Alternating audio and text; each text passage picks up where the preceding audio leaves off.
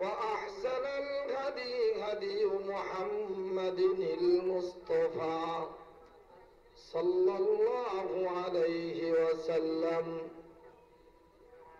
وخير الأمور عوازمها وشر الأمور محدثاتها وكل محدثة بدعة وكل بدعة ضلالة وكل ضلالة في النار. فأعوذ بالله من الشيطان الرجيم. بسم الله الرحمن الرحيم.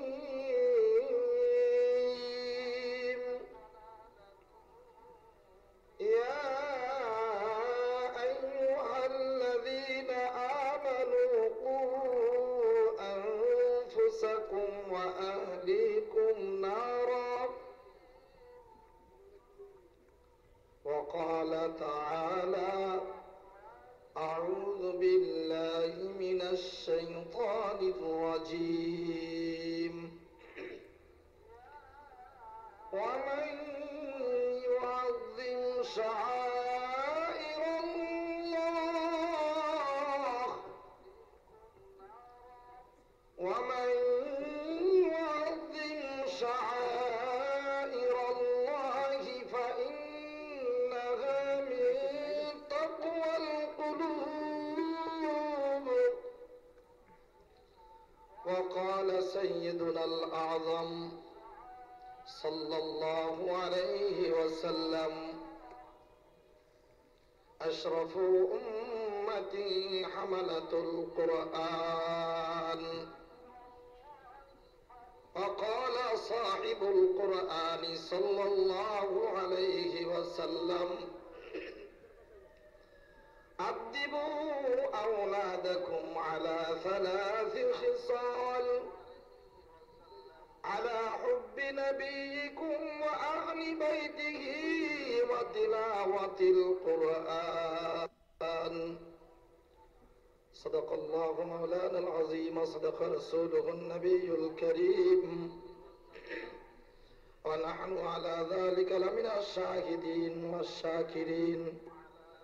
ربنا تقبل منا إنك أنت السميع العليم وتب علينا إنك أنت التواب الرحيم. محبة সাথে দরুদ শরীফ পড়ে নি। اللهم صل على سيدنا مولانا محمد وعلى آله وصحبه وبارك وسلم كما تحب وترضى. سيدنا مولانا محمد وعلى آله وصحبه وبارك وسلم كما تحب وترضى عدد ما تحب وترضى. اللهم صل على محمد وعلى آل محمد كما صليت على إبراهيم وعلى آل إبراهيم إنك حميد مجيد. اللهم بارك على محمد وعلى آل محمد كما باركت على إبراهيم وعلى آل إبراهيم إنك حميد مجيد. تازه خواهی داشتن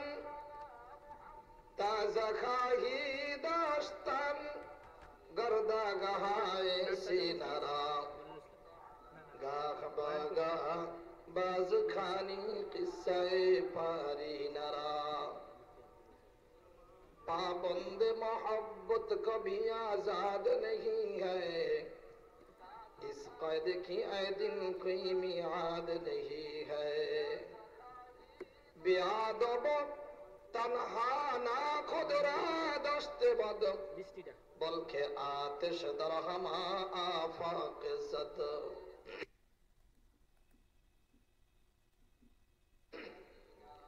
আলহামদুলিল্লাহ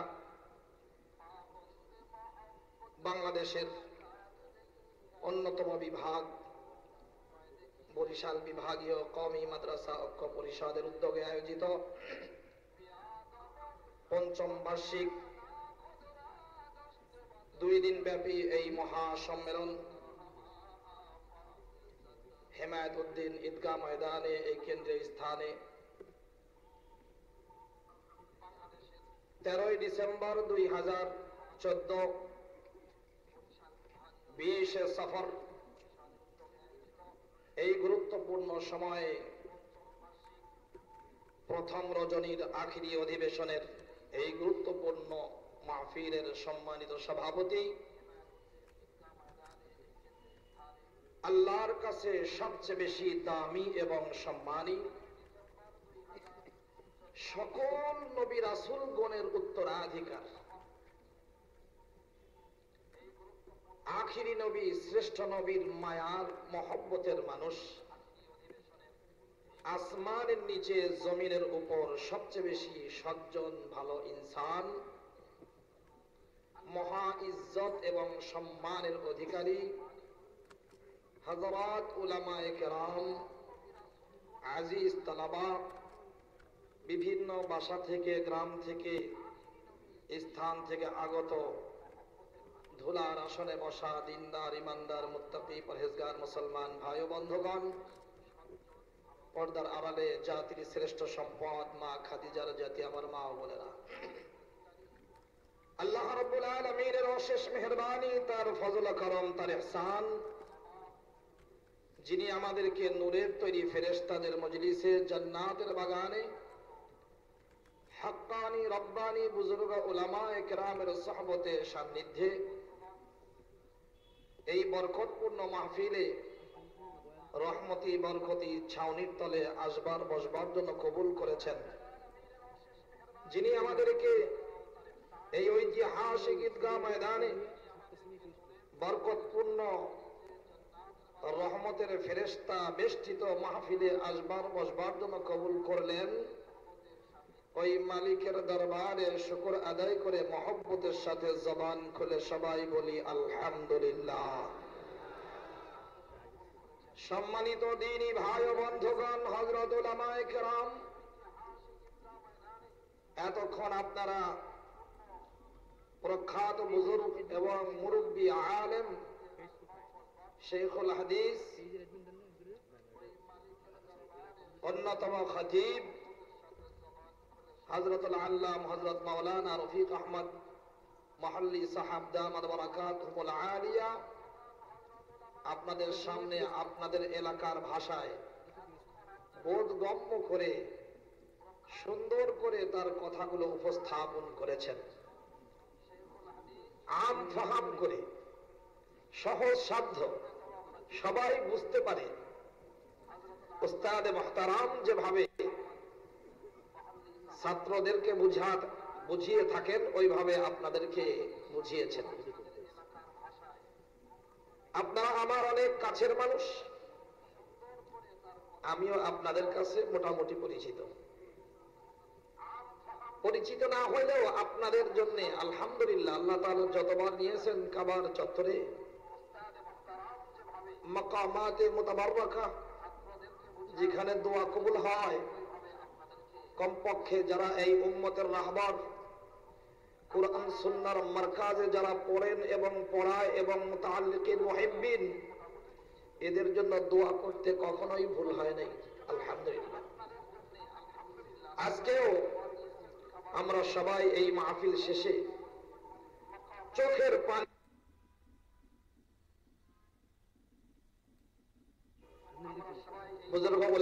কিরাম এখানে রয়েছেন, আপনারা এদের সোহবতে ধন্য হচ্ছেন, এটা আমাদের জন্য বড় পাওয়া, ইতিহাস হয়ে রইবে।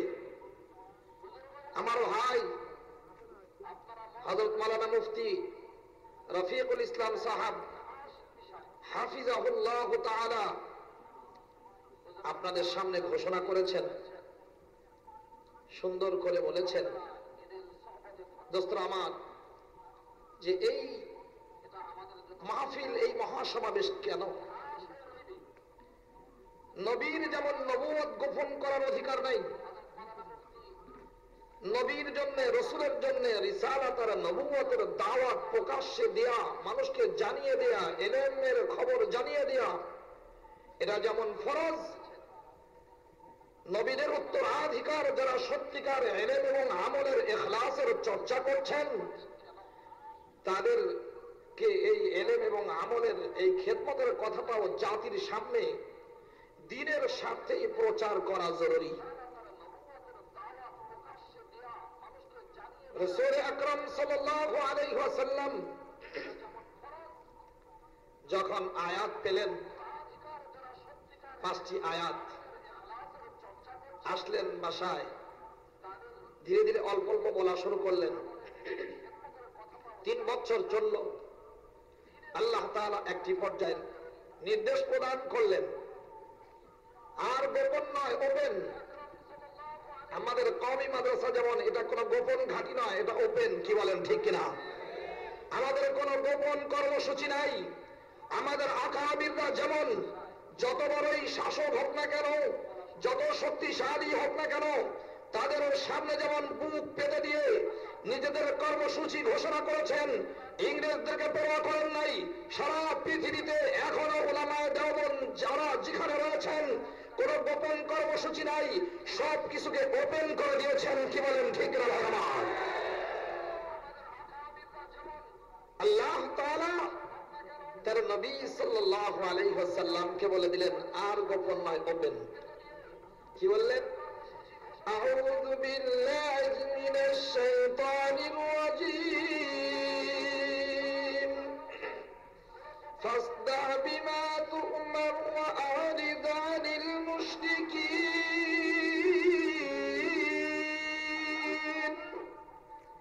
যে নির্দেশ প্রদান করা হয়েছে এটি আপনি প্রকাশ্যে ঘোষণা দিয়ে দেন। প্রশ্ন হলো সোয়ালে মুকাদ্দার, ভিতরে শিরিক, কুফর, নিফাক এটা বাসা বেঁধে, এটি আপনি প্রকাশ্যে ঘোষণা দিয়ে দেন। প্রশ্ন হলো সোয়ালে মুকাদ্দার, ভিতরে শিরিক, কুফর, নিফাক এটা বাসা বেঁধেছে হাকিকত ভিতরে। এর সূরাতই না কিছু বাইরে আসছে, এই সূরাতের বিরুদ্ধে যখন কথা বলা হবে, দাওয়াত দেওয়া হবে, ভিতরে ওই কান্দেগি যাবে তো? গালাজত, নাজাসাত যা ভিতরে রয়েছে এটা তো যাবে না, এটায় আঘাত লাগবে, প্রকাশ্যে বিরোধিতা শুরু হবে এবং নির্যাতনের স্টিমুলার চলবে, তখন করবোটা কি? আল্লাহ তাআলা বলে দিলেন, হে নবী, আপনি 2টি কাজে ব্যস্ত। 1 নম্বর, আপনি আমাকে নিয়ে ব্যস্ত। নম্বর 2, আপনার উম্মতের পিছনে দাওয়াতের কাজে আপনি ব্যস্ত থাকবেন, আপনার অন্য কোনো দিকে যাওয়ার সুযোগ নেই।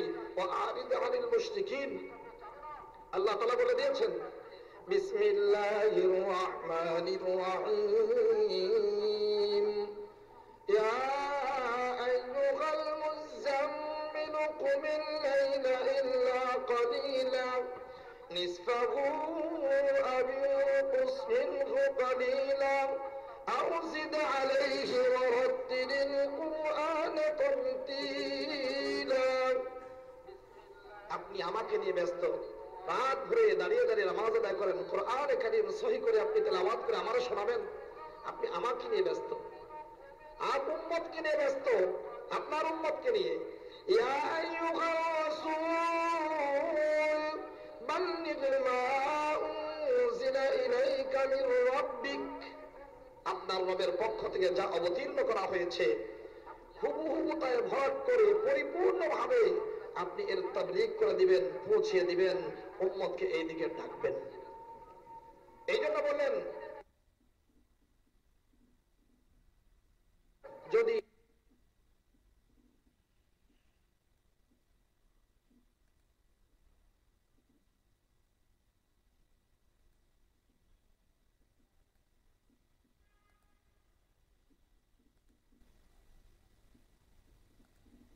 দাওয়াত, কিছু মানুষ দাওয়াত কবুল করা শুরু করেছে।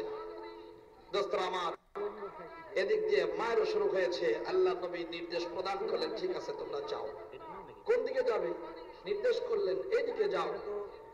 18 জন মহিলা সহ 183 জন সাহাবী একের পর এক ছোট ছোট দল বেঁধে সাগর পাড়ি দিয়ে আবিসিনিয়ায় পৌঁছে গেলেন। আমার বলার উদ্দেশ্য হলো দোস্ত, আমরা যারা এখানে হাজির হয়েছি, বাংলাদেশে যে বা যারা যেখানেই রয়েছেন, সবাই আমরা এক কালিমায় বিশ্বাসী। কি বলেন ঠিক কিনা? যারা ক্ষমতার নিয়ামত পেয়েছেন তাদের কালিমা কি? লা ইলাহা ইল্লাল্লাহ মুহাম্মাদুর রাসূলুল্লাহ। কি বলেন ঠিক না? যারা ক্ষমতার নিয়ামত পান নাই, ক্ষমতাহীন, তাদের কালিমা কি এর থেকে ভিন্ন কিছু? লা ইলাহা ইল্লাল্লাহ মুহাম্মাদুর রাসূলুল্লাহ। কি ভাই, সবাই এক। ইমামের পিছনে ক্ষমতাসীন ক্ষমতাহীন দোস্তরা সবাই নামাজ আদায় করেন না? ইমাম সাহেব যখন আল্লাহু আকবার বলে তাকবীরে তাহরিমা বাঁধেন, যারা ক্ষমতার নিয়ামত পেয়েছেন ওরা কি বলেন, ঠিক আছে ইমাম সাহেব তেলাওয়াত করুক, আমরা তাকবীরে তাহরিমা না বেঁধে দাঁড়িয়ে থাকি? আর ইমাম সাহেব যখন রুকুতে যাবেন, ওনারা কি এই কথা বলেন, ভাই ইমাম সাহেব রুকুতে যাক, আমরা 5টা সিজদা করে নেই? এমন কোন ঘটনা ঘটছে ভাই? যারা বাইরে রয়েছেন, ইমাম সাহেব যখন সিজদায় যান, ক্ষমতাহীন দোস্তরা কি বলেন, ঠিক আছে ইমাম সাহেব সিজদা করে নিক, আমরা আরো 4-5 রাকাত পড়ে নেই? এমন আছে নাকি ভাই? সবাই আমরা ঐক্যবদ্ধ, আমরা কালিমা পড়েছি লা ইলাহা ইল্লাল্লাহ মুহাম্মাদুর রাসূলুল্লাহ। দোস্তরা আমার, এই কালিমা শতাধিক কিতাবে রয়েছে, এইভাবে রয়েছে, সৌদি আরবের পতাকায় রয়েছে, হারামাইন শরীফাইনের ভিতরে আল্লাহর ঘরের ভিতরে যে একটা সাদা আর সবুজ বিশাল একটা সুন্দর গ্লাব আছে, সারা বছর ধরে তৈরি হয়, ওখানে এই কালিমা এইভাবেই লেখা আছে লা ইলাহা ইল্লাল্লাহ মুহাম্মাদুর রাসূলুল্লাহ। মসজিদে নববীর মধ্যে শত শত জায়গায় লেখা আছে লা ইলাহা ইল্লাল্লাহ মুহাম্মাদুর রাসূলুল্লাহ। এটা কালিমায়ে তাওহীদ, কালিমায়ে তাইয়্যিবা। দোস্তরা আমার, দুই একজন দোস্ত নতুন করে টেলিভিশনের পর্দায় এসে এখন ভাষণ দিচ্ছেন লা ইলাহা ইল্লাল্লাহ মুহাম্মাদুর রাসূলুল্লাহ। এটা কালিমায়ে তাওহীদ, কালিমায়ে তাইয়্যিবা না, এটা শিরকের কালিমা। কি শিরকের কালিমা? তবে তাওহীদ কি? লা ইলাহা ইল্লাল্লাহ ওয়া আন্না মুহাম্মাদার রাসূলুল্লাহ। এটা বলছেন নতুন করে। এই ফিতনার যেন আমরা কবরে না পড়ি, এই জন্যই কালিমার বিষয়ে দুই একটা কথা বলে দিলাম। দোস্তরা আমার, এই কালিমার পতাকা তলে আমরা ঐক্যবদ্ধ। একদিকে 3 দিকে হলো আল্লাহ তাআলা থেকে সম্পর্ক ছিন্ন যারা, তাদের বেশি বসবাস, আর একদিক দিয়ে সাগর। আর এখানে হলো আমরা 16 কোটি মানুষের মধ্যে 15 কোটি মুসলমান। কেন? যে এখানে এই কালিমা এমনি আসে নাই। আমাদের এখানে কালিমা আল্লাহ আল্লাহ রাসূলের মহব্বত, এটা সাত্যলোক জমিনের নিচ পর্যন্ত প্রথিত রয়েছে, আর এর প্রভাব, এর সুবাস আসমান পর্যন্ত বিস্তৃতি লাভ করেছে। সুবহানাল্লাহ। ক্ষমতাসীন ক্ষমতাহীন যেই হোক না কেন, সবাই কালিমার পতাকায় ঐক্যবদ্ধ এবং সবাই কালিমা পড়ে। দোস্তরা আমার, কেন হয়েছে এটা? যে এই কালিমা এখানে পৌঁছাতে গিয়ে সাহাবায়ে কেরামের কদম এখানে দিতে হয়েছে। সাহাবায়ে কেরামের কদম এদেশে পড়েছে। কি বলেন ঠিক না?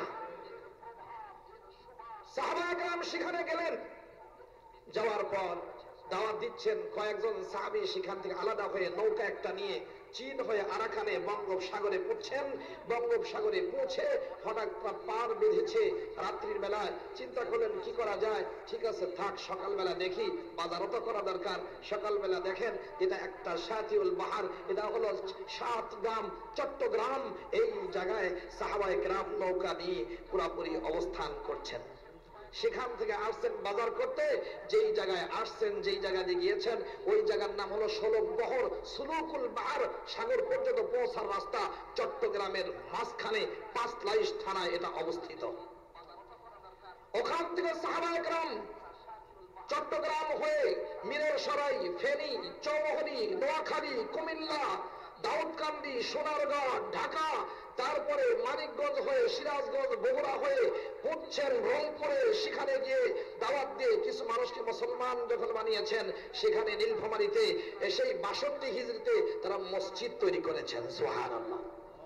বাপজান আমার বলার উদ্দেশ্য হলো, যে দেশে সাহাবায়ে কেরামের কদম পড়েছে, কোটি কোটি বুজুর্গার দিন এলেম এবং আমলের পিছনে মেহনত করে এই জমিনের তলে ঘুমিয়ে রয়েছেন, যে দেশে ৫০ লক্ষ উলামায়ে কেরামের বসবাস, যে দেশে ৩৫ লক্ষ হাফেজে কোরআন রয়েছে, যে দেশে ১৬ লক্ষ কওমি মাদ্রাসা রয়েছে, যে দেশে ২০,০০০ বেশি ২৫,০০০ মতো সরকারি আলিয়া মাদ্রাসা রয়েছে, যে দেশে বিশ্ব ইজতেমায় ২ শিফটে কমপক্ষে ৫০ থেকে ৭০ লক্ষ মানুষ সেখানে দল মত নির্বিশেষে শরীক হয়, চরমোনাইতে কমপক্ষে ৩০-৪০ লক্ষ মানুষ হয়, চরসিরায় যেখানে হয় দল মত নির্বিশেষে সবাই ঐক্যবদ্ধ, এরা সবাই আল্লাহ মহব্বত করে। কি বলেন ঠিক কিনা? যাদের এই অবস্থা, যে যেখানেই থাকুক না কেন, প্রমাণ হয় আমাদের ঈমান রয়েছে।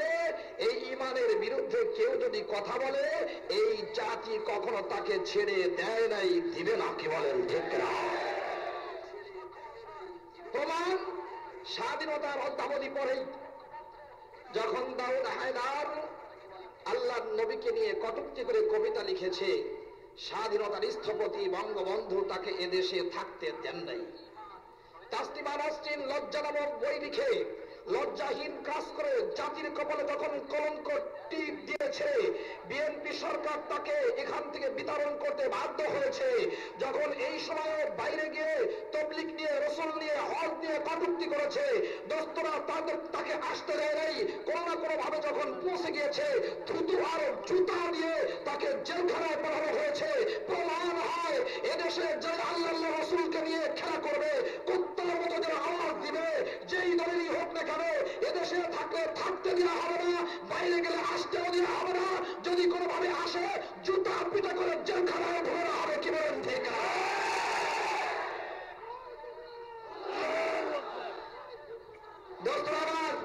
এই জন্য আমাদের মৌলবীদের কিছু বলা, আমাদের একটু ব্যথা বেশি, যেহেতু আমরা এর সাথে জড়িত। যুগ যুগ ধরে, 1000 বছর ধরে আমরা যেই জিনিস লালন পালন করে আসছি, ওই জিনিসের সাথে আমাদের মায়ার সম্পর্ক বেশি। কিন্তু যাদের এই রকম সম্পর্ক গড়ে ওঠে নাই, যারা এতদিন ফুলের মালা দিয়েছে, স্যার বলে সম্বোধন করেছে, উলামায়ে কেরামের শিক্ষার প্রভাব তাদের উপরে পড়েছে, যারা ফুলের মালা দিয়েছে, এখন তারা জুতার মালা দিতে রাজি হয়ে গেছে। কি বলেন ঠিক না? দোস্তরা আমার, এটা এমনি এমনি হয় নাই। রাসূল আকরাম সাল্লাল্লাহু আলাইহি ওয়াসাল্লাম দাওয়াত দেওয়া শুরু করলেন। সর্বপ্রথম মাদ্রাসা করলেন যেই জায়গায়, দারুল আরকাম, সেখানে শিক্ষালয় শুরু হলো, মাদ্রাসা। বিশ্বের প্রথম উন্মুক্ত এটা একটা মাদ্রাসা। সেখান থেকে হিজরতের পর সুফা নামক স্থানে, আসহাবে সুফা মসজিদে নববীর ওখানে মাদ্রাসা প্রতিষ্ঠিত হলো। ওখান থেকে আসছে, বিভিন্ন জায়গায় ছড়িয়ে গিয়েছে। দোস্তরা আমার, ওমর ফারুক আমিরুল মুমিনিন রাদিয়াল্লাহু তাআলা আনহু, তিনি কুফাবাসীর আবেদনে একটা গুরুত্বপূর্ণ তোহফা পাঠিয়ে দিলেন। তোহফাকে আব্দুল্লাহ ইবনে মাসউদ রাদিয়াল্লাহু তাআলা আনহু তিনি বলেন, লাকাদ আসারতুকুম আলা নাফসি বিআব্দিল্লাহ, আমি তোমাদের জন্য আমার উপরে আব্দুল্লাহ ইবনে মাসউদকে প্রাধান্য দিলাম। তাকে আমি শিক্ষা দেওয়ার জন্য শিক্ষক হিসাবে, উস্তাদ হিসাবে কুফার জমিনে পাঠালাম। যে আব্দুল্লাহ ইবনে মাসউদ রাদিয়াল্লাহু তাআলা আনহু সম্পর্কে সাইয়্যিদুল আম্বিয়া বলেছেন, মুহাম্মদুর রাসূলুল্লাহ সাল্লাল্লাহু আলাইহি ওয়াসাল্লাম বলেছেন, তোমরা যদি কোরআন যেভাবে নাজিল হয় ওইভাবে যদি তেলাওয়াত করতে চাও, যদি তোমরা শুনতে চাও, আব্দুল্লাহ ইবনে মাসউদের তেলাওয়াত শোনো, তাহলে আসমান থেকে যেভাবে নাজিল হয়েছে ওইভাবেই তিনি তেলাওয়াত করে শুনিয়ে দিবেন। সুবহানাল্লাহি ওয়া বিহামদিহি। রাসূল সাল্লাল্লাহু আলাইহি ওয়াসাল্লাম সার্টিফিকেট দিলেন, আর ওমর ফারুক আমিরুল মুমিনিন রাদিয়াল্লাহু তাআলা আনহু তিনি পাঠিয়ে দিলেন। এই যে দেখেন, পাঠিয়ে দিলেন। চতুর্থ খলিফা কে ভাই? আলী কাররামাল্লাহু ওয়াজহু। তিনি যখন কুফায় দারুল হুকুমা দারুল খিলাফা ট্রান্সফার করলেন, এখানে আসার পরে উনি দেখেন ওরে আল্লাহ, শুধু এলেম আর এলেম, এলেমের ঘ্রাণ, ইখলাসের ঘ্রাণ, 1500 মুহাজির আনসার ও সাহাবায়ে কেরাম বসবাস করছেন। আর আব্দুল্লাহ ইবনে মাসউদ রাদিয়াল্লাহু তাআলা আনহু এলেমের মজলিস এমন তাজা রেখেছেন, তিনি দোয়া করলেন রাহিমাল্লাহু আবদা উম্মে আবদিন মালা আহাদিল ক্বরিয়া ইলমা। আল্লাহ তাআলা আব্দুল্লাহ ইবনে মাসউদের উপরে রহম দান করুক, দয়া করুক, রহমত বর্ষণ করুক। সে তো এই এলাকায় এলেম দিয়ে পরিপূর্ণ করে দিয়েছে। সেখানে তৈরি হয়েছে ফকিহ, 4000 মুহাদ্দিস যারা এখানে তৈরি হয়েছেন। এর মধ্যে 400 শুধু ফকিহ, যারা মুহাদ্দিস হওয়ার সাথে সাথে হাদিসের হাফেজ হওয়ার সাথে সাথে এরা হাদিসে কোরআনে কি বলে এর থেকে মাসলা বের করার মতো যোগ্যতা অর্জন করেছেন। 400 ফকিহ তৈরি হয়েছে। তাদের জুজিয়াত, তাদের মন্তব্য, মুস্তামবাত, মাসআলা মাসায়েল মুস্তামবাত যদি দেখতে চান তাহলে ইব্রাহিম ইবনে ইয়াজিদ আন-নাখাই রাহমাতুল্লাহ আলাইহি তার লেখা কিতাবে দেখেন সবগুলো রয়েছে। বন্ধুরা আমার, সেখান থেকে এলেমের চর্চা শুরু হয়েছে। আলহামদুলিল্লাহ, সেখান থেকে আস্তে আস্তে উপমহাদেশেও আসছে। কওমি মাদ্রাসার নিজস্ব কোনো এজেন্ডা নাই। কওমি মাদ্রাসার এজেন্ডা, কর্মসূচি সেটাই যেটা মুহাম্মদুর রাসূলুল্লাহ সাল্লাল্লাহু আলাইহি সাল্লাম মক্কা এবং মদিনার জমিনে বসে পুরো পৃথিবীকে শুনিয়েছেন, সেটাই কওমি মাদ্রাসার এটা কর্মসূচি, এটাই তাদের এজেন্ডা। অন্য কোন জায়গার এজেন্ডা বাস্তবায়ন এরা কখনো করেও নাই, করার জন্য তৈরিও নয়। কি বলেন ঠিক না ভাই আমার? এরা তৃণমূল থেকে উপর পর্যন্ত যেখানে খেদমত দেখবেন, দেখেন না হযরত কি বলে গেলেন, এরকমই হয়। বলছে আইয়ুব খান যখন বলেছে হামনি জানতে হে, ফ্যামিলি প্ল্যানিং সম্পর্কে বলছে কি শামসুল হক সাহেব হামনি জানতে হে, তিনি মুখের উপরে বলেছেন খান সাহেব ফকত জাননে কা নাম ইসলাম নেই হ্যায়, মাননে কা নাম হ্যায় ইসলাম। হুকুমতের প্রধানের সামনে সত্য কথা বলেছেন এবং বলিষ্ঠ কণ্ঠে বলেছেন। পৃথিবীর কোন মানুষকে ভয় করে আমাদের আকাবিররা কখনোই কথা বলেন নাই। কি বলেন ঠিক কিনা? দোস্তরা আমার, আমাদের আকাবির বুজুর্গানে দ্বীনের এই জন্য কিছু কথা প্রত্যেক বছর যদি আমরা এসে মাঝে মাঝে শুনি, ইনশাআল্লাহ দিলের মধ্যে যে ইমানের চারাগাছ লাগানো আছে এটা তাজা হতে থাকবে। আর এখান থেকে আমলের পত্র পল্লব, চিন্তাধারা এগুলো বিকশিত হবে। জাতি আবারও সুন্দরভাবে তাদের ইমানি প্রাণ ফিরে পাবে থাকবে। আর এখান থেকে আমলের পত্র পল্লব, চিন্তাধারা এগুলো বিকশিত হবে। জাতি আবারও সুন্দরভাবে তাদের ইমানি প্রাণ ফিরে পাবে। এই জাতি আবারও স্বাধীনতার চেতনায় উদ্বুদ্ধ হবে। পৃথিবীর কোন শক্তি এই 16 কোটি মানুষের 32 কোটি হাত থেকে স্বাধীনতার সূর্য, ইমানের আলো আর এই দিনের বাতি কেড়ে নিতে পারবে না। কি বলেন ঠিক কিনা? দোস্তরা আমার, যেই ভাবনা নিয়ে দারুল উলুম দেওবন্দ প্রতিষ্ঠা লাভ করেছে, কওমি মাদ্রাসার উজুদ আর অস্তিত্ব যেখানে লাভ করেছে, সেই ভাবনাগুলো কি? গত বছর আপনাদের সামনে কিছু কথা বলেছিলাম, সেখান থেকে ভিন্ন কিছু আমি আপনাদের সামনে বলতে চাই। এবং আমার বরিশাল বিভাগীয় শহরের দোস্ত বন্ধুরা, শিক্ষিত ভাইরা, মায়েরা যারা শুনছেন, আপনাদের জন্য কিছু চিন্তার খোরাক আমি রেখে যেতে চাই। এখানে কোনো কিস্সা কাহিনী শোনানোর জায়গা নয়। আসলে মূলত এখানে কিছু উসুলি এবং মৌলিক কিছু কথা হওয়া দরকার, যার দ্বারা জাতির প্রত্যেকটি ফর্ম, প্রত্যেকটি ব্যক্তি সে সঠিক পথ যেন পেতে পারে। কি বলেন ঠিক না ভাই আমার? আমাদের শিশু আমাদের সম্পদ। কি ভাই? আমাদের শিশু আমাদের সম্পদ। আমরা যেন ভুলে না যাই শিশুদেরকে। বড়দের পিছনে মেহনত করে শতকরা 1000-এর মধ্যে একজনও আসলে না সন্দেহ। কিন্তু আজকের শিশু আগামী পৃথিবীর ভার স্কন্ধে নিবে। এই শিশুকে যদি সুন্দরভাবে গড়ে তোলা না হয়, একে যদি মায়ার জালে আবদ্ধ করা না হয়, তার যদি মহব্বত করা না হয়, তার বিষয়ে যদি নজর দেওয়া না হয়, তার বিষয়ে যদি দায়িত্ব পালন করা না হয়, এই শিশু আগামী পৃথিবীর জন্য ও এই শিক্ষা জাতির মেরুদণ্ড এই কথা নয়, বরং ও এই শিক্ষা গ্রহণ করে পুরা জাতির মেরুদণ্ড ভেঙে চুর মার করে দিবে। কি বলেন ঠিক কিনা? শিশু হলো একটা পরিবারের, একটা বংশের বাতি এবং প্রদীপ। আমরা বলি এটা শুধু সংসারের নয়, বংশের নয়, পুরা পৃথিবীরই হলো এরা আলো এবং বাতি। এই শিশুবিহীন আগামী পৃথিবীর সুন্দর একটা চিত্র কখনোই কল্পনা করা যায় না। মানব এবং মানবতার শ্রেষ্ঠ অহংকার প্রিয়তম সাইয়্যিদুল আম্বিয়া মুহাম্মদুর রাসূলুল্লাহ সাল্লাল্লাহু আলাইহি ওয়াসাল্লাম তিনি এখানে সুন্দর একটা হাদিস পেশ করেছেন। আমরা আমাদের সন্তানদেরকে মায়া করি, নজর করি, দেখি, দেখে খুশি হয়ে যাই, যাই কি যায় না। যে শিশুদের বিষয়ে এত খেয়াল আল্লাহ নবী করেছেন, কওমি মাদ্রাসা এই শিশুদের বিষয়ে উদাসীন থাকতে পারে না। এখান থেকে আমি শিশুদের থেকে শুরু করব ইনশাআল্লাহ। আল্লাহ তৌফিক দিলে আপনারা যদি ধৈর্য ধারণ করেন, বুড়া বাবাজিদের জন্য কর্মসূচি ঘোষণা করে সমাপ্তি ঘোষণা করা হবে আল্লাহ তৌফিক দিলে।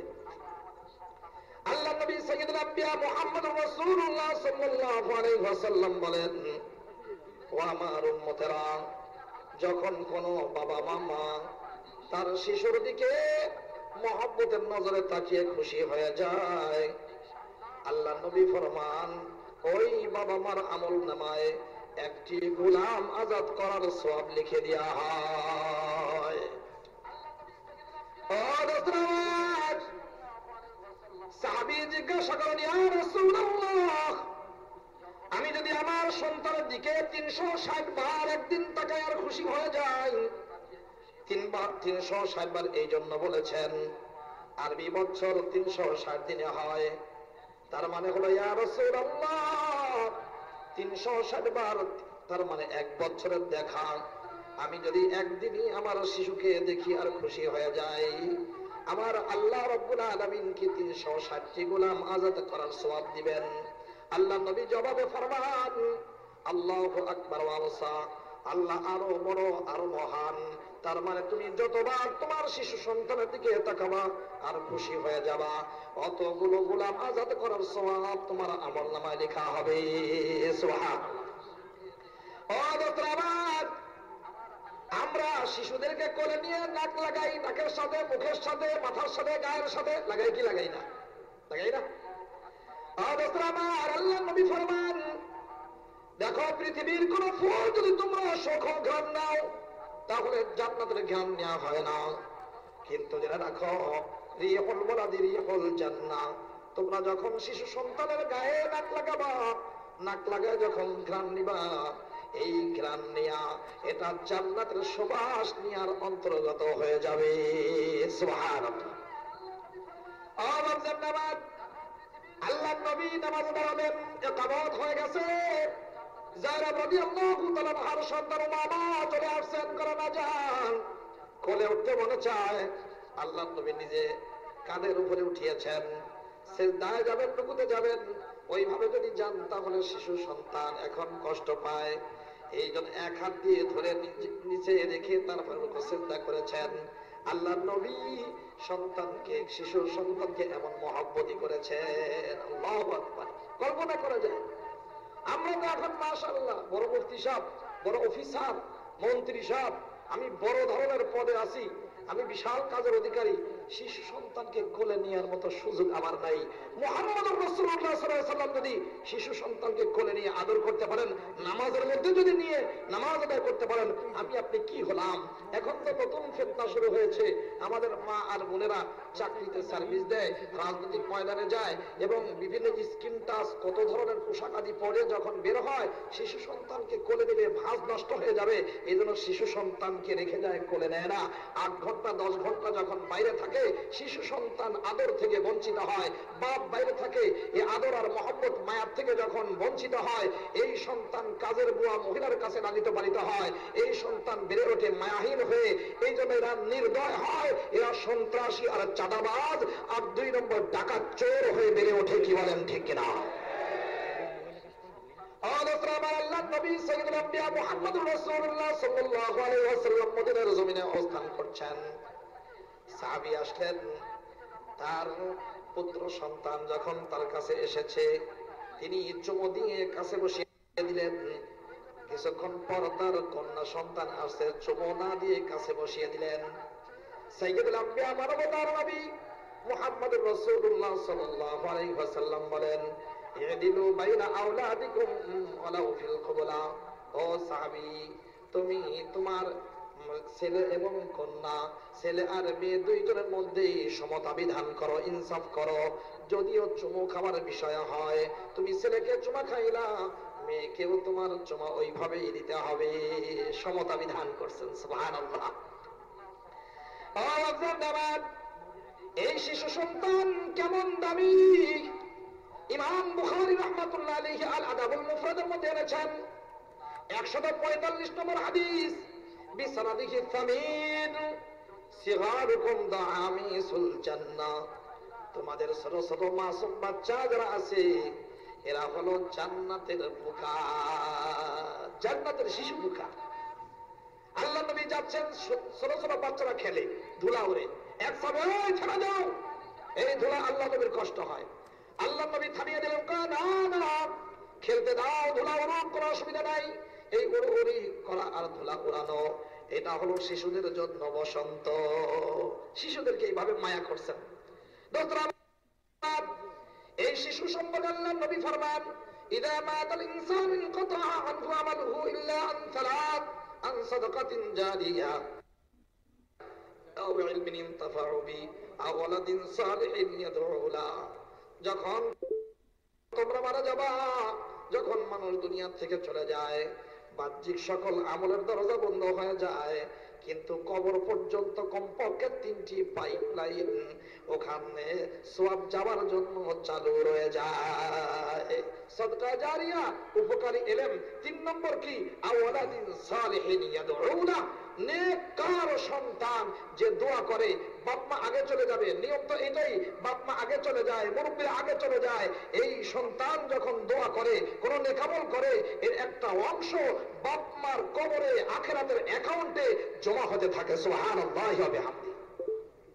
দোতরাবাদ, তাহলে বাপ মা যদি আগে চলে যায়, সন্তান যদি দুনিয়াতে রয়ে যায়, সন্তান যদি নেককার হয়, তাহলে বাপ মার জন্য ফায়দা। স্বাভাবিক নিয়মে বাপ মা আগে চলে যায়। অনেক সময় দেখা যায় বাপ মা রয়ে যায়, শিশু সন্তান আগে কবরে পৌঁছে যায়। হয় কি হয় না? বাপের কাঁধে শিশু সন্তানের লাশ, মায়ের কোলে কলিজার টুকরার লাশ, এইভাবে চলে যায়। আবু মুসা আশআরী রাদিয়াল্লাহু তাআলা বলেন, আল্লাহর নবী ফরমান, মালাকুল মউত যখন শিশু সন্তানের রূহ কবজ করে আল্লাহর দরবারে পৌঁছে যায়, আল্লাহ রাব্বুল আলামিন জিজ্ঞাসা করেন, আকবালতা ওয়ালাদা আবদি ওয়া কুররাতা আইনিহি ওয়া সামারা ফুয়াদিহি। ও মালাকুল মউত ফেরেশতা, তুমি কি আমার বান্দার সন্তানকে কবজ করে আনছো? তার চক্ষু শীতলকারী আত্মার ফল কলিজার টুকরা নিয়ে আসছো? কাহা নিয়ে আসছি। কেমন রেখে আসছো? রেখে এসেছি সবরা ওয়া হামিদা, ধৈর্য ধারণ করেছে, শুকর আদায় করেছে, প্রশংসা করেছে, আর পড়েছে ইন্না লিল্লাহি ওয়া ইন্না ইলাইহি রাজিউন। আল্লাহ রাব্বুল আলামিন বলেন, ইবনু লাহু বাইতান ফিল জান্নাহ ওয়া সাম্মুহু বাইতাল হামদি। ও আমার ফেরেশতারা, তার জন্য জান্নাতের মধ্যে একটা ঘর বানাও, ওই ঘরের নাম রাখো বাইতুল হামদ, প্রশংসার ঘর। দোস্তরে আমার, যেই সন্তান যদি দুনিয়াতে রয়ে যায়, বাপ মা আগে চলে যায়, বাপ মার জন্য ফায়দা। আবার সন্তান যদি আগে চলে যায়, ফারাতুন আলাল হাউজ, সে তো জান্নাতের মধ্যে আগে প্রতিনিধি হয়ে রয়ে যাবে। কিয়ামতের ময়দানে বাপ মা যদি ঈমান দুর্বল, ঈমান নিয়েও যায়, যদি গুনাহ রয়ে যায়, বাপ মার আসল ধরে আল্লাহ তাআলার সামনে টানতে থাকবে, আর আল্লাহ তাআলার সাথে তর্ক করতে থাকবে, আর বলতে থাকবে, আল্লাহ তুমি আমার বাপ মার জন্য জান্নাতের ফয়সালা করে দাও। ও দোস্ত আমার, ও আমার পরিবারের ভাই বোনেরা, আল্লাহ রাব্বুল আলামিন ওই মাসুম বাচ্চার সুপারিশ কবুল করে নিয়ে তার মা বাপের জন্য জান্নাতের ফয়সালা করে দিবেন।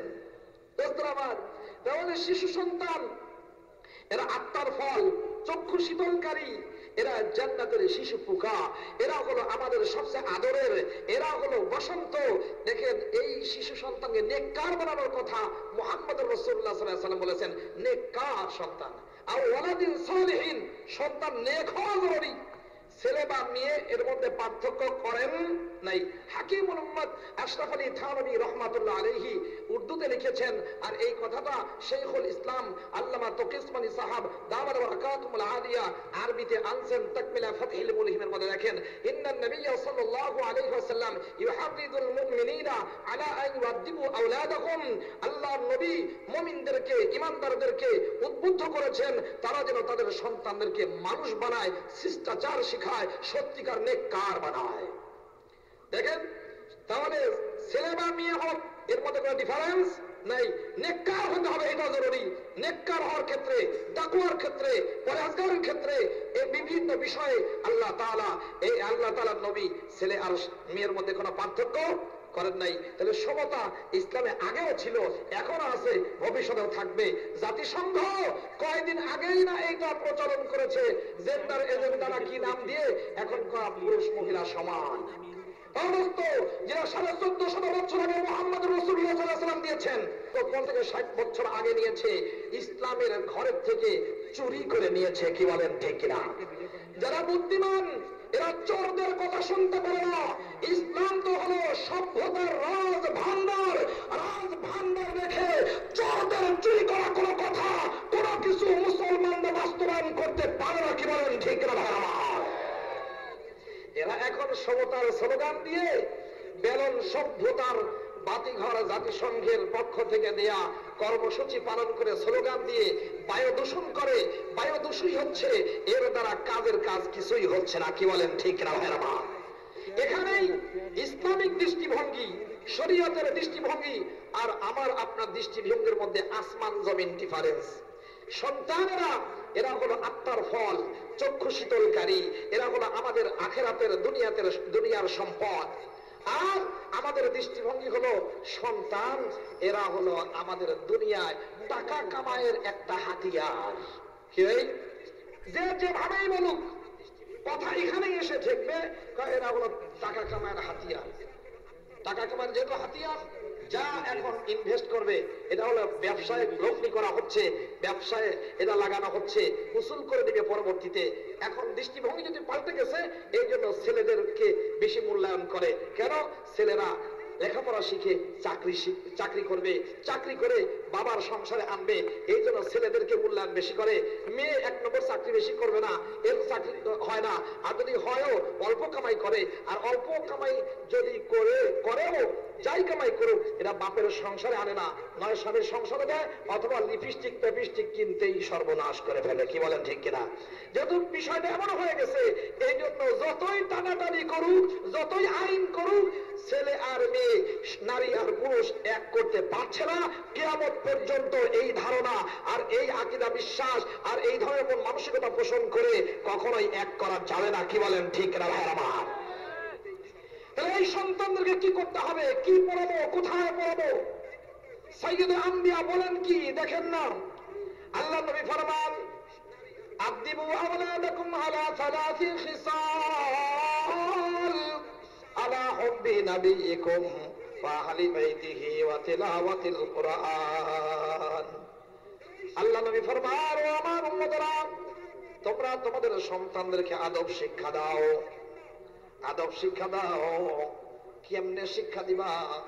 তোমাদের নবীর মহব্বত তাদের অন্তরে ঢোকাও। কার মহব্বত? মুহাম্মদ রাসূলুল্লাহ সাল্লাল্লাহু আলাইহি ওয়াসাল্লামের মহব্বত অন্তরে ঢোকাও। তার আদর্শে আদর্শবান করো, তার চরিত্রে চরিত্রবান করো। তোমার সন্তানের কাজ যেন নবীর কাজ তার কাজ হয়, নবীর কথা যেন তার কথা হয়, তার ফিকির যেন সন্তানের ফিকির হয়, এটা ভিতরে ঢুকায় দাও। আলা হুব্বি নবিয়িকুম। ও আমার বরিশালের ভাই বোনেরা, আল্লাহ রাব্বুল আলামিন তার নবীকে দুনিয়াতে পাঠালেন। মুহাম্মদ রাসূলুল্লাহ সাল্লাল্লাহু আলাইহি ওয়াসাল্লাম এতিম হয়ে গেলেন। বাইরে থেকে লোক আসছে এই মক্কার জমিনে সন্তানদেরকে নেবার জন্য। সবাই ধনীদের দুলাল দুলালি নিয়ে রওনা করছে। আর হালিমা নিগেটিভ চেহারা, স্বাস্থ্য খারাপ, একে কেউ কিছু দিতে রাজি হয় না। এই জন্য বারবার ঘুরে ঘুরে যেখানে যায় ব্যর্থ হয়ে ফিরে আসে। অন্যরা শিশু এতিম মুহাম্মদকে নিতে রাজি হয় না, কিন্তু এই হালিমা সাদিয়া অন্যগুলো পায়ও না। এখানে যখন আসে চেহারা দেখে মায়া লাগে। যাওয়ার সময় এখন স্বামীকে বলে, স্বামী গো, আপনি যদি অনুমতি দেন এই এতিম শিশুটাকে আমি নিতে চাই। চেহারার মধ্যে নূর চমকায়, আসমানের মালিক হয়তো বরকত দান করে দিবেন। স্বামী কথা শুনে অনুমোদন দিয়েছেন, আর হালিমা ওই শিশু সন্তান এতিমকে কোলে নিয়েছেন। কোলে নেওয়ার সাথে সাথে যেই স্তনে দুধ ছিল না, আল্লাহ তাআলা ওই স্তনে দুধ ভরে দিয়েছেন। সুবহানাল্লাহ ওয়া বিহামদিহি। যেই সোয়ারি চলতে পারছিল না, আল্লাহর নবী এই শিশু সন্তান মুহাম্মদ রাসূলুল্লাহকে যখন নিয়ে হালিমা উঠেছেন, তখন এই সোয়ারি সবার আগে বনি সাদে 160 কিলোমিটার দূরে আগে আগে পৌঁছে গিয়েছে। আল্লাহ তাআলা বোঝাতে চান, ও আমার বান্দাবান্দিরা, তোমরা যদি আমার এই হালিমার মতো আমার নবীকে ঘরে নিতে পারো, আমার নবীকে ঘরে নেওয়ার কারণে হালিমা যেমন সাদিয়া ভাগ্যবতী হয়ে গিয়েছে, সে যেমন বরকত পেয়েছে, তোমরাও যদি আমার নবীকে ঘরে নাও, তোমরাও যদি আমার নবীর সুন্নতকে সুন্নত নিজেদের জিন্দেগিতে বাস্তবায়ন করো, তোমার অফিসে, আদালতে এবং পার্লামেন্টে এবং তোমার বিচার মন্ত্রণালয়ে, প্রধান বিচারপতির অঙ্গনে, সব জায়গায়, তোমার দোকানে মাকানে আমার নবীকে যদি নাও, তার মানে আমার নবীর সুন্নতকে যদি নিতে পারো, আমি হালিমার ঘরে যেভাবে বরকত দিয়েছি ওইভাবে কিয়ামত পর্যন্ত তোমাদেরও বরকত দান করতে থাকবো। সুবহানাল্লাহ। বন্ধুরা আমার, রাসূল আকরাম সাল্লাল্লাহু আলাইহি ওয়াসাল্লামকে ঘরে নেওয়ার মানে কি? সাহাবায়ে কেরাম এর মধ্য থেকে আনাস রাদিয়াল্লাহু তাআলা, মনে আছে আমরা নাম শুনছিলাম না? আনাস রাদিয়াল্লাহু তাআলা আল্লাহ নবী ফরমান, ও আনাস, যখন তুমি যাও তখন তুমি তোমার নবীকে ঘরে নিয়ে যাবা। তিনি বলেন, কিভাবে নবীকে ঘরে নিয়ে যায়? দেখো, যখন যাবা তখন তুমি তোমার নবীর পক্ষ থেকে দেয়া সুন্নত সালাম দিয়ে ঢুকবা। যখন সালাম দিয়ে ঢুকবে, কেন পরিবারে, পরিবার পরিজনে শুধু মানুষই থাকে না, শয়তান জিন থাকে। সেখানে শয়তান থাকে, অনুসারীও থাকে, আবার অনেক লিডারও থাকে। যখন সালাম দিয়ে ঢুকবা তখন শয়তান লিডার অনুসারীদেরকে বলে, আজকে তোমাদের কোনো খাওয়াও নাই, এখানে তোমাদের ঘুমও নাই, আজকে সব কিছু তোমাদের জন্য হারাম। আবার দেখো ও আনাস, যখন তুমি সালাম দিয়ে প্রবেশ করবা না, তখন শয়তানের লিডার অন্যদেরকে লক্ষ্য করে বলে, হানিয়ান লাকুম, আজকে তোমাদের এখানে শান্তি, আজকে তোমাদের এখানে খাওয়াও আছে, তোমাদের জন্য ঘুমও আছে। ও দোস্তরা আমার, ও ভাইজানরা, ও আমার মা বোনেরা, এখানে সাফ পরিষ্কার হয়ে যায়। আজকে আমাদের সংসারে অশান্তি, সব জায়গায় গন্ডগোল, মারামারি, হানাহানি কেন হয়? যেহেতু আল্লাহর নবীর সালাম আমরা ঘরে ঢুকাই নাই, আল্লাহর নবী আমাদের ঘরে নাই। সালাম দিয়ে যখন না ঢুকবে, ওই মুহূর্তে শয়তান তার সাথে খাবে। শয়তান নাপাক খাদ্য নাপাক হয়ে যাবে। আর শয়তান যেহেতু খানায় সরে খাওয়ায়, এই জন্য তার সে যতই কামাই করুক, এখানে কোনো বরকত থাকে না। যখন সে ঘুমায়, এদিকেও শয়তান ঘুমায়, এদিকেও শয়তান ঘুমায়। এখন প্ররোচনা দিতে থাকে, কিছুক্ষণ পর স্বামী স্ত্রীতে গন্ডগোল লেগে যায়, একসাথে তালাক দেয়। তোরেও দিলাম তালাক, তোর মা বাপরেও দিলাম তালাক। কি বলেন, আছে না? মারামারি শুরু হয়ে যায়। সকালবেলা উঠে স্ত্রী তো ওই যে শয়তানের প্রভাব, কানের মধ্যে কথা ঢুকিয়েছে স্বামীর। সকালবেলা উঠে কয়, এত মানুষের খাওয়াবো, আমি কামাই করবো একা, সবাইরে খাওয়াবো, আমি তাড়াতাড়ি বড় লোক হয়ে যাবো। মা বাপকে ছেড়ে অন্য জায়গায় সে বাসা নেয়, সে বেশি কামাই করে বড় লোক হবে তাড়াতাড়ি। আল্লাহ নবী ফরমান, ও আমার উম্মতরা, মান সাবা আন ইউবসাতা ফি রিজকিহি, যে চায় তার রিজিকের মধ্যে বরকত পাবে, বরকত পেতে চায়, আর তার হায়াতের মধ্যে বরকত পেতে চায়, সে যেন ফালিয়াসিল রাহিমা, বুখারী শরীফের হাদিস, কয় সে যেন আত্মীয়তার সম্পর্ক স্থাপন করে। আত্মীয়দের মধ্য থেকে বেশি যিনি খেদমত পাবেন তিনি হলেন আমার আম্মা জান, যিনি শ্রদ্ধা পাবেন তিনি আমার আব্বা জান। যদি তুমি রিজিকে বরকত পেতে চাও, হায়াতে বরকত পেতে চাও, তাহলে সন্তান তোমার আত্মীয়তার সম্পর্ক স্থাপন করো। আর আত্মীয়দের মধ্য থেকে 1 নম্বরের সিরিয়ালে আছে আব্বার আম্মা। এদেরকে রেখে এখন বড় লোক হওয়ার জন্য ছেলেরা বাইরে যায়, বাসা রাখে, বাসা নেয়, দেখা যায় যতই কামাই করে বরকত হয় না। আর অল্প সময়ের মধ্যে ফাইল রেডি হয়ে যায়, দুনিয়া থেকে যাওয়ার সময় হয়ে যায়, যায় কি যায় না? আমার এই জন্য আল্লাহ নবী ফরমান, ও আমার উম্মতরা, আদিবু আওলাদাকুম আলা সালাসি খিসাল আলা হুব্বি নবিয়িকুম ওয়া আহলি বাইতিহি, তোমরা তোমাদের নবীর মহব্বত তাদের অন্তরে ঢোকাও। কেন? তোমাদের একটা আইডল, একটা নির্দিষ্ট কিছু ঠিক করতে হবে, কার মতো তুমি সন্তানকে বানাতে চাও। আপনাদের এই দক্ষিণবঙ্গে একটা প্রবাদ বাক্য আছে, নৌকা যদি বাঁধতে হয় তাহলে মোটা গাছের সাথে বাঁধো, কি চিকনটার সাথে যদি বাঁধো, এখানে যদি বাতাস আসে ওই গাছও যাবে, নৌকাও যাবে, তোমার মালও যাবে। মোটা গাছের সাথে যদি বাঁধো তাহলে এখানে ঝড়ঝাপটা আসতে এখান থেকে ছুটে যাবে না। দোস্তরা আমার, যদি আমার সন্তানকে কারোর মতো বানাতে চাই, আমরা একটা আইডল নিজেরা ঠিক করে নিই সব সময়, অমুকের মতো বানাতে চাই, অমুকের মতো আমরা চরিত্রবান বানাতে চাই। এই জন্য নিয়ত করে আমার সন্তানকে লর্ড মেকেলের মতো বানাতে চাই, আব্রাহাম লিঙ্কনের মতো বানাতে চাই, ওই যে পাহাড় বিজয় করছে কোন চান্দু তার মতো বানাতে চাই, মেয়েকে ওই যে ঐশ্বরিয়ার মতো বানাতে চাই। সব এইগুলো এরা নির্ধারণ করে রাখে। কিন্তু দোস্তরা আমার জেনে রাখা দরকার, মুহাম্মদ নবী বলছেন, ওয়া আহলি বাইতিহি, তোমাদের নবীর পরিবার পরিজনের মতো তোমরা বানাও। সব জায়গায় যেহেতু প্রেস, এখানে এসে আমি আরো কিছু কথা রাখতে চাই দোস্তরা আমার। ওয়াহালি বাইতিহি, হাসান হুসাইন আলী ফাতেমা আব্বাস আব্দুল্লাহ ইবনে আব্বাস, নবীর পরিবার, আমাদের আম্মা জানেরা, এরা সবাই উম্মাহাতুল মুমিন, এরা সবাই নবীর পরিবার। দোস্তরা আমার, এদের মতো বানাও, তার মানে এদের চরিত্রে চরিত্রবান বানাও, এদের আমল আখলাকের কথা তাদের সামনে শোনাও, যেন এরা তাদের চরিত্রে চরিত্রবান হয়ে যায়। যদি আপনারা সৌদি আরবে যান, গিয়ে দেখবেন সেখানে হাসান হুসাইনের কোনো বাড়ি নাই, আব্বাস রাদিয়াল্লাহু তাআলার কোনো বাড়ি নাই, হযরত আলীর কোনো ঘর নাই, আমাদের নবীরও কোনো বাড়ি নাই। হ্যাঁ, মাওলাদের নবী আছে, এটা কি আল্লাহর নবীর বাড়ি? নাই। দোস্তরা আমার, এই কিস্সা কাহিনী যদি তাদেরকে শোনানো হয়, তাহলে আমার আপনার সন্তান তাদের মতো হওয়ার জন্য চেষ্টা করবে। এরা কখনো মালের পিছনে আর সম্পদের পিছনে, ক্ষমতার পিছনে গিয়ে তারা মা বাপকে কখনো ছেড়ে চলে যাবে না। কিন্তু আমাদের সন্তানরা করেটা কি? সর্বপ্রথমই তারা এমন কিছু শেখে, লেখাপড়া করে যে গাড়ি ঘোড়া চড়ে সে।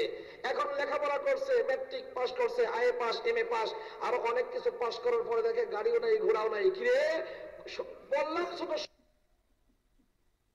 যে গাড়ি ঘোড়া চড়ে সে। এখন লেখাপড়া করছে, ম্যাট্রিক পাস করছে, আইএ পাস, এমএ পাস, আরো অনেক কিছু পাস করার পরে দেখে গাড়িও নাই ঘোড়াও নাই। কিরে বললাম ছোট সময় গাড়ি লেখাপড়া করে যে গাড়ি ঘোড়া চড়ে সে, এখন গাড়ি ঘোড়া নাই। ঠিক আছে, গাড়ি ঘোড়া করার জন্য কি দরকার?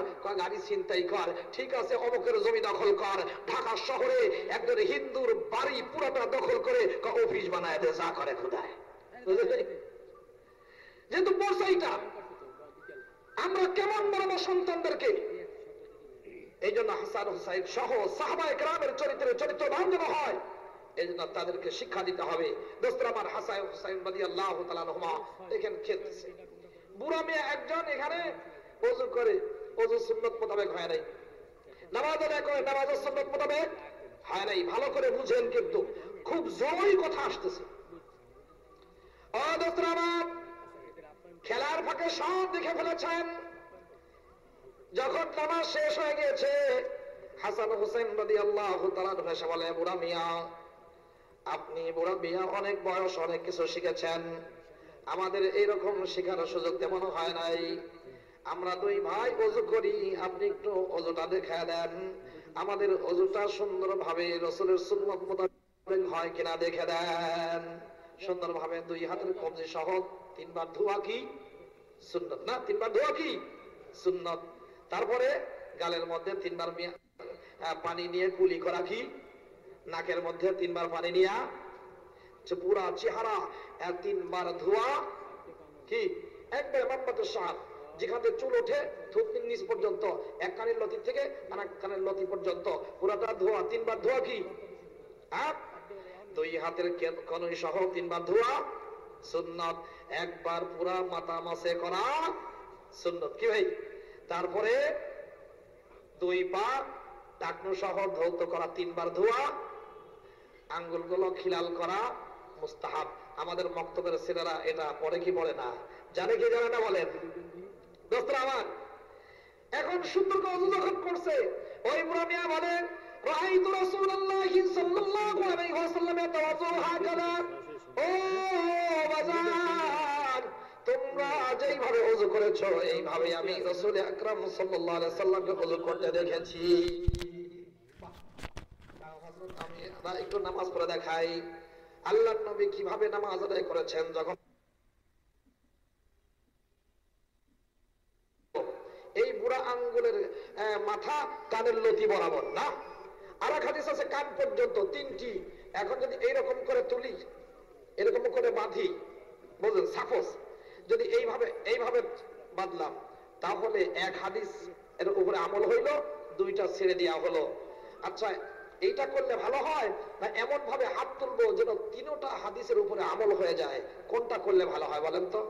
এক হাদিস মেনে দুই হাদিস ছেড়ে দেয়া, অথবা তিনটার উপরে একসাথে আমল করা, কোনটা করলে ভালো হয়? দেখেন ইমাম শাফি রহমাতুল্লাহ আলাইহি, ইমাম আহমদ ইবনে হাম্বল রহমাতুল্লাহ আলাইহি কি এমন ভাবে হাত তোলো যেন এই বুড়া আঙ্গুলের মাথা এই শাহমাতা উজনাইহি কানের লতি বরাবর হয়ে যায়, বাকি আঙ্গুলগুলো উপরে উঠে গেছে। এই হাত কাঁধ পর্যন্ত হয়েছে না হয় নাই? হয়েছে। দোস্তরা আমার, তাহলে একসাথে এইভাবে যখন তোলা হলো, হাত কাঁধ পর্যন্ত হয়েছে, বুড়া আঙ্গুল কানের লতি বরাবর হয়েছে, বাকি আঙ্গুল কানের উপর পর্যন্ত পড়ছে, কান পর্যন্ত, তিনও হাদিসের উপরে একসাথে আমল হয়ে গেছে। এইটা বেশি ভালো নাকি এরকম তুললাম আর দুইটা ছেড়ে দিলাম এইটা ভালো হয়? দোস্তরা আমার, যারা শুধু এতটুকু বলবে আর দুই হাদিস ছেড়ে দিবে, এরা কি আসলে হাদিস মান্যওয়ালা, নাকি তিনও হাদিস যারা একসাথে তারা মানে আর আমল করে তারা হাদিস মান্যওয়ালা? আমার এখন হাত তুলছেন, কোন পর্যন্ত তুলবেন, কয়বার তুলবেন? ওমর রাদিয়াল্লাহু তাআলা আনহু, দুই খলিফা, আব্দুল্লাহ ইবনে মাসউদ রাদিয়াল্লাহু তাআলা আনহু বলেন, সাল্লাইতু খালফা রাসূলিল্লাহি সাল্লাল্লাহু আলাইহি ওয়াসাল্লাম ওয়া আবী বকর ওয়া উমর, আমি তিনজনের পিছনে নামাজ আদায় করেছি। এরা তিনজনই, একজন হলেন মুহাম্মদুর রাসূলুল্লাহ সাল্লাল্লাহু আলাইহি ওয়াসাল্লাম, আরেকজন প্রথম খলিফা আবু বকর, আর আরেকজন হলেন দ্বিতীয় খলিফা আমিরুল মুমিনিন ওমর ইবনে খাত্তাব রাদিয়াল্লাহু তাআলা আনহু। এদের পিছনে নামাজ আদায় করেছি। এরা তিনজনই একবার শুধু তাকবীরে তাহরিমার সময় হাত তুলেছেন, সুম্মা লা ইয়াউদুন, আর দ্বিতীয়বার হাত তোলেন নাই। হইল? আব্দুল্লাহ ইবনে মাসউদ, আব্দুল্লাহ ইবনে ওমর রাদিয়াল্লাহু তাআলা আনহুমা, উনি বর্ণনা করেছেন, আমি আল্লাহর নবীকে তিনবার হাত তুলতে দেখেছি। একবার তাকবীরে তাহরিমার সময়, আর একবার রুকুতে যাওয়ার সময়, আর একবার রুকু থেকে ওঠার সময়। কয়বার হলো? বর্ণনা করলেন উনি তিনবার আল্লাহর নবীকে হাত তুলতে দেখেছেন। উনি সিগারে সাহাবা, ছোট সাহাবা। ওনার বাপ কি বলেন? ওমর রাদিয়াল্লাহু তাআলা আনহু, উনিও একবার হাত তোলার কথা বলেন, একবার হাত তোলা। আবু বকর সিদ্দিক রাদিয়াল্লাহু তাআলা আনহু, উনিও একবার তোলার কথা বলেন। আরো দুইজন খলিফা আছে না নাই? উসমান গনি রাদিয়াল্লাহু তাআলা, উসমান ইবনে আফফান যুন্নুরাইন, উনিও শুধু একবার হাত তোলার কথা বলেন। চতুর্থ খলিফা আলী কারামাল্লাহু ওয়াজহা, তিনিও লা ইয়ারফাউ ইয়াদাইহি ইল্লা ফি তাকবীরাতিল উলা সুম্মা লা ইয়াউদ, তিনি শুধু তাকবীরে তাহরিমার সময় একবার হাত তুলেছেন, আর কখনো হাত তোলেন নাই। চারো খলিফা একবার হাত তোলার কথা বললেন এবং আমল করলেন, লাস্ট এডিশন, ফাইনাল ডিসিশন। ভালো করে বুঝতেন। এখন কথা হলো আব্দুল্লাহ ইবনে ওমর রাদিয়াল্লাহু তাআলা আনহুমা, উনি বললেন তিনবার আমি আল্লাহর নবীকে হাত তুলতে দেখেছি। তাহলে উনি কি আমল করতেন এটা একটু জানার দরকার আছে না নাই? মাঝখানে একটা মাসলা শুধু বলে দিই, দেখেন আদব কাকে বলে। দোস্তরা, এই মাসলা এই জন্য বলছি যে এখন বেনামাজির তুলনায় বেনামাজির সংখ্যা বেশি। আজকে আমাদের যুবক যুবতী ভাগনা ভাতিজারা অপসংস্কৃতির আগ্রাসনে হতবিহ্বল হয়ে গিয়েছে। পুরা পৃথিবীর সকল শয়তানরা ইসলাম এবং মুসলমানদেরকে নিঃশেষ করবার জন্য সকল অস্ত্র প্রয়োগ করছে। এই মুহূর্তে বেনামাজিকে নামাজি বানাবার ফিকির করা দরকার, অপসংস্কৃতির বিরুদ্ধে প্রতিরোধ গড়ে তোলা দরকার, এবং ইসলামের শত্রুতার বিরুদ্ধে ঐক্যবদ্ধ হওয়া দরকার। কি বলেন ঠিক না আমার? তা না করে এখন যারা নামাজ পড়ে তাদের মধ্যে যদি গন্ডগোল লাগিয়ে দিই, মসজিদে মসজিদে বারবার তুলবো না, কোথায় তুলবো, কেমনে তুলবো, এইগুলো যদি গন্ডগোল লাগানো হয়, তাহলে শত্রুর পাতা ফাঁদে পা দেওয়া হবে। কি বলেন ঠিক না ভাই আমার? আব্দুল্লাহ ইবনে ওমর রাদিয়াল্লাহু তাআলা আনহু বললেন তিনবার উনি তুলতে দেখেছেন। উনি নিজে কি আমল করতেন এইটা আপনি কোথায় পাবেন? চলেন তার ছাত্রের কাছে। ইমাম মুজাহিদ রাহমাতুল্লাহ আলাইহি বলেন, সাহিব আব্দুল্লাহ ইবনে ওমর 10 সিনিন, আমি আব্দুল্লাহ ইবনে ওমর রাদিয়াল্লাহু তাআলা আনহুমার সাথে 10 বছর ছিলাম। কয় বছর? 10 বছর। আব্দুল্লাহ ইবনে ওমর রাদিয়াল্লাহু তাআলা আনহুমা উনি শুধু একবার হাত তুলতেন তাকবীরে তাহরিমার সময়, সুম্মা লা ইয়াউদ, রুকুতে যাওয়ার সময় ওঠার সময় হাত তোলেন নাই। কি রে? উনি বর্ণনা করলেন 3 বার তোলার কথা, আর উনি তোলেন কয়বার? আমল করেন কয়বার তোলেন? 4 খলিফা কয়বার তুললেন? তাহলে 4 খলিফা। আমাদের ঢাকাতে গাজীপুরে এক আলেমকে জিজ্ঞাসা করেছে যখন যে হাত কয়বার তুলতে হবে, ওনারা বলেছেন একবার তুলতে হবে তাকবীরে তাহরিমার সময়। তারা এমন ভাবে মেরেছে, 5 জন আলেমকে মেরে হাসপাতালে পাঠিয়েছে। ও দোস্ত, বলার উদ্দেশ্য হলো একবার তোলার কথা বলে এরা যদি আসামি হয়, এরা যদি আপনার কাঠগড়ায় দাঁড়ায়, তাহলে এই এক 5 জন আলেমকে মেরে হাসপাতালে পাঠিয়েছে। ও দোস্ত, বলার উদ্দেশ্য হলো একবার তোলার কথা বলে এরা যদি আসামি হয়, এরা যদি আপনার কাঠগড়ায় দাঁড়ায়, তাহলে এই একবার তো তুলেছেন, যিনি বর্ণনা করেছেন তিনি আব্দুল্লাহ ইবনে ওমর রাদিয়াল্লাহু তাআলা আনহুমা, এবং 4 খলিফা এই 4 জনই শুধু একবার তুলেছেন। তাহলে এই সাহাবীদেরকেও তো আপনি কাঠগড়ায় দাঁড় করালেন। যারা সাহাবায়ে কেরামকে কাঠগড়ায় দাঁড় করাবে, সাহাবায়ে কেরামের সমালোচনা করবে, তাদেরকে যারা বদনাম করবে, তাদের আমলের ত্রুটি যারা ধরতে থাকবে, দোস্ত আমার, ওরা ইসলামের কখনো মানে ভালো হতে পারে না, ইসলামের দোস্ত হতে পারে না। এরা ইসলামের শত্রু এবং এরা দাজ্জাল। কি বলেন ঠিক না ভাই আমার? বলার উদ্দেশ্য হলো দোস্ত আমার, আজকে এইগুলোর দিকে যাওয়ার সময় নাই। উদ্দেশ্য হলো আমরা এইগুলো আগেও ছিল, আগে এইটা আমল এখনো আছে, থাকবে।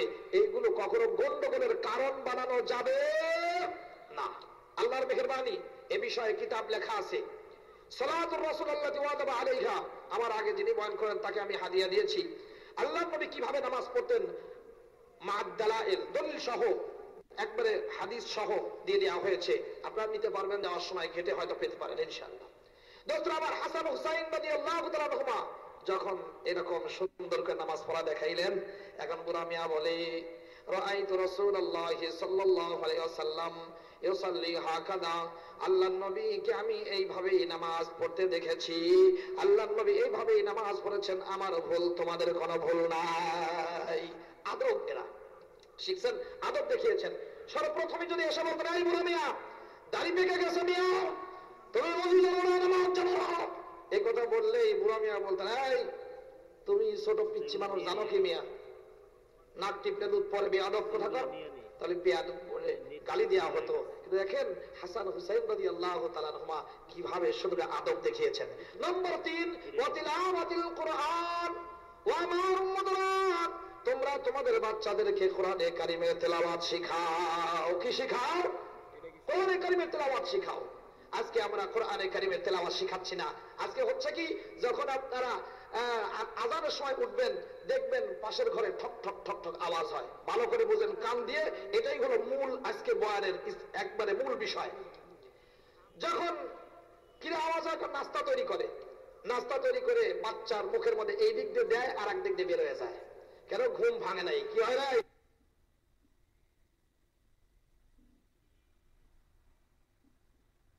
বছর দেখেন প্রথম আলো রিপোর্ট, আমাদের বাংলাদেশ সরকারের 2005, 2008, 2014 রিপোর্টগুলো, সার্ভে রিপোর্টগুলো পেশ করেছে। আমাদের দেশে বেকারের সংখ্যা কত বলছে, প্রত্যেক বছর এখানে 27 লক্ষ মানুষ কাজের উপযুক্ত হয়, 5 লক্ষ মানুষ কাজ পায়, 22 লক্ষ মানুষ কাজ পায় না। এই 22 লক্ষের মধ্যে অধিকাংশই হলো শিক্ষিত যুবকেরা। বন্ধু আমার, এরা বেকার হয়ে যাচ্ছে। এবং স্নাতকোত্তর যারা ডিগ্রি পাশ করছে, এদের মধ্যে শতকরা 47 জন চাকরি পায় না। কেন বাবা চাকরি পায় না? তাও আবার যারা চাকরি পায়, যে বিষয়ে পড়ালেখা করেছে এই বিষয়ে চাকরি পায় না, অন্য বিষয়ে তারা চাকরি পায়, এটাও বেকারের খাতায়। চাকরি যখন পায় না, দোস্তরা আমার, ছোট ছোট বাচ্চারা যখন বড় হয়, অশিক্ষিত হলে 10 বছরের ছেলেরাও বাপের সাথে কাজ করে, করে কি করে না? আবার যখন বড় হয়ে যায়, বাপের সহযোগিতা করে। কিন্তু আমাদের দোস্তরা একটু ভেবে দেখা দরকার। আমাদের ছেলেরা যখন এই জেনারেল শিক্ষায় শিক্ষিত হচ্ছে, ম্যাট্রিক পাস করলেই একে দিয়ে আপনি বাপের সহযোগিতা করাতে পারবেন না। যখন আইএ বিএ এমএ পাস করছে তখন তাকে দিয়ে কাজ করাতে পারবেন না। যখন এই কাজের কথা বলা হবে, কিছু করে খা, কর্মটা কি, করতে গেলে তো 20 লাখ ঘুষ লাগে, আবার এদিকে চাকরিও পায় না। যেহেতু মন মানসিকতা এমন তৈরি হয়েছে যে ক্লাস 2 থেকে নিয়ে উপর পর্যন্ত সার্টিফিকেট দরকার। সার্টিফিকেট যেহেতু মুখ্য হয়ে গেছে, এই জন্য ক্লাস 2-তে 5-এ এজএসসি 8-এ এবং সব জায়গায় প্রশ্নপত্র ফাঁস করে চিরদিনের জন্য তাদেরকে অনৈতিক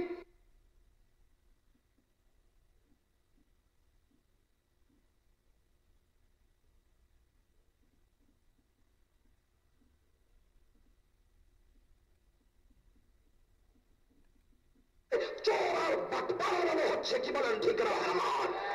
আমি বলছি না, এই সমস্ত রিপোর্ট একটা মৌলবীরা বলে নাই, আপনাদের দোস্তরা বলেছেন, ডক্টর জাফর ইকবাল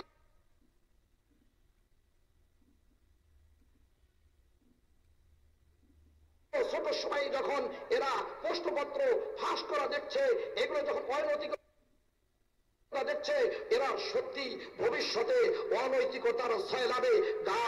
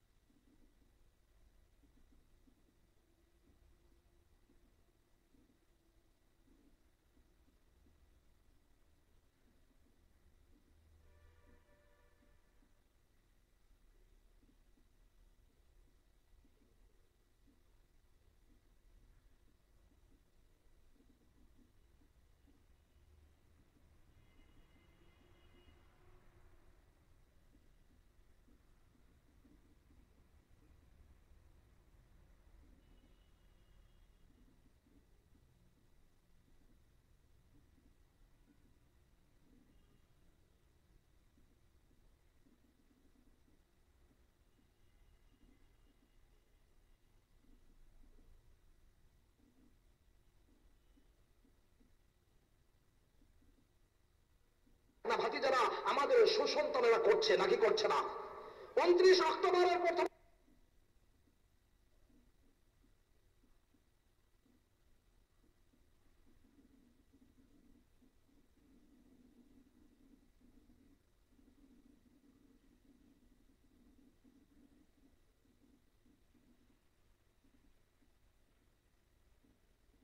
মেয়ে, ওরা বাপমার উপরে ডিপেন্ড করে না, নিজেরাই ওরা কামাই করে খায়। কিন্তু আমাদের দেশে ম্যাট্রিক এমএ পাস করলে ওরা আর নিজের কামাইয়ের শক্তি হারিয়ে ফেলে। এখন শুধু গড়বে, চাকরি পাইলে খাবে আর ঘুষ খাবে, না হলে কাজই করবে না।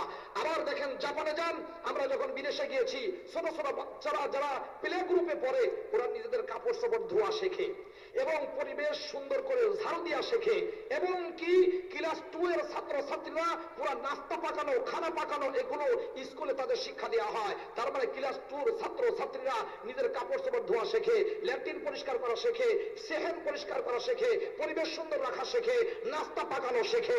দোস্তরা আমার, এইটা আমাদের সন্তানরা পারে না, ওদেরকে চামচ দিয়ে খাওয়াতে হয়, ওরা বেকার হয়ে তৈরি হচ্ছে, অলস হয়ে তৈরি হচ্ছে।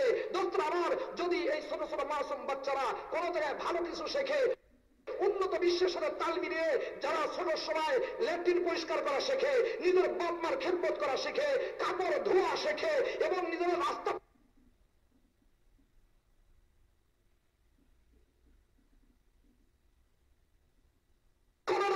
ভবিষ্যতের কওমি মাদ্রাসা থেকে বেকার তৈরির কোন সুযোগ হলো। 190 বছর তারা শাসন করেছে। যারা রাখবেন, প্রত্যেক 32 জনের জন্য একটা করে শিক্ষা প্রতিষ্ঠান ছিল। কি ভাই, এটা কেন?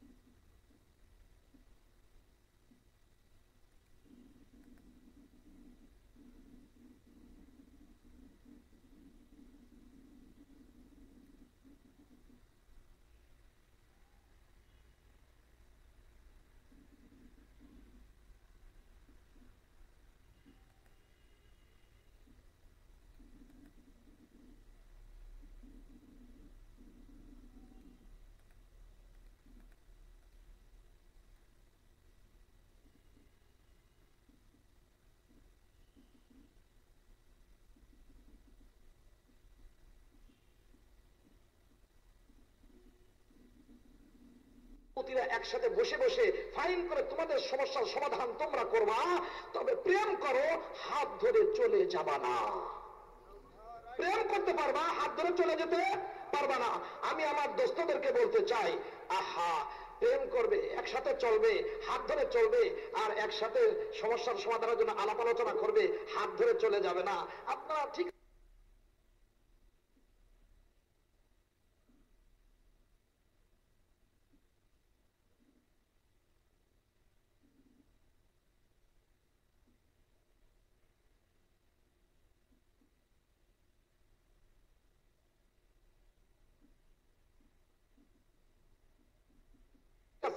আন্তরিকতা নেই। আপনারা জাতির জন্য আইন পেশ করেছেন যে ঠিক আছে, ধর্ষণ করা যাবে না, ধর্ষণ করলে 14 বছরের জেল, ইফটিজিং করলে 6 মাসের জেল। দোস্তরা আমার, এটা আন্তরিকতার পরিচয় দিয়েছেন, আন্তরিকতার উপরে হামলা করতে চাই না। কিন্তু আমার আল্লাহ তাআলা যেই বিধান দিয়েছেন, যেই কানুন দিয়েছেন, যেই হুকুম দিয়েছেন, আমাদের দোস্তদের থেকে আমার আল্লাহর মায়া মহব্বত বেশি না কম? আল্লাহ রাব্বুল চেহারা খুলে বেপর্দা হয়ে ভিন্ন পুরুষের কাছে যাওয়া, এটা হারাম ঘোষণা করেছেন কে? আওয়াজ দিয়ে বলেন। আল্লাহ তাআলা সূরা আহজাবের মধ্যে বলেছেন, আমাদের নবীজি সাল্লাল্লাহু আলাইহি ওয়াসাল্লাম তার দুই স্ত্রী, আমাদের দুই আম্মা জানকে নিয়ে রয়েছেন। ইতিমধ্যে আব্দুল্লাহ ইবনে উম্মে মাকতুম রাদিয়াল্লাহু তাআলা আনহু এসেছেন। আল্লাহ নবী বলেন, ইহতাজিবা, তোমরা দুইজন পর্দা করো। দুই মা বললেন, আলাইসা হুয়া আমা, সে কি অন্ধ নন? সে তো আমাকে দেখবে না, আমাদের দেখবে না। আল্লাহ নবী মুহাম্মদ রাসূলুল্লাহ সাল্লাল্লাহু আলাইহি ওয়াসাল্লাম বললেন, আফালা তুবসিরানিহি, সে অন্ধ হতে পারে, তোমরা কি দুইজন তাকে দেখবে না? কাহা দেখবো? ইহতাজিবা, পর্দা করো, ভিতরে চলে যাও। দোস্তরা আমার, বোঝা যায় নারী হয়ে পুরুষকে, বেগানা পুরুষকে যেমন দেখতে পারবে না, তেমনি ভাবে পুরুষ হয়ে বেগানা নারীকে দেখতে পারবে না। চেহারা খোলা যায় না, বরং চেহারা প্যাকেটিং করে যেতে হবে। দেখেন আম্মা জান আয়েশা রাদিয়াল্লাহু তাআলা আনহা কিভাবে পর্দা মেনেছেন। বুখারী শরীফ খোলা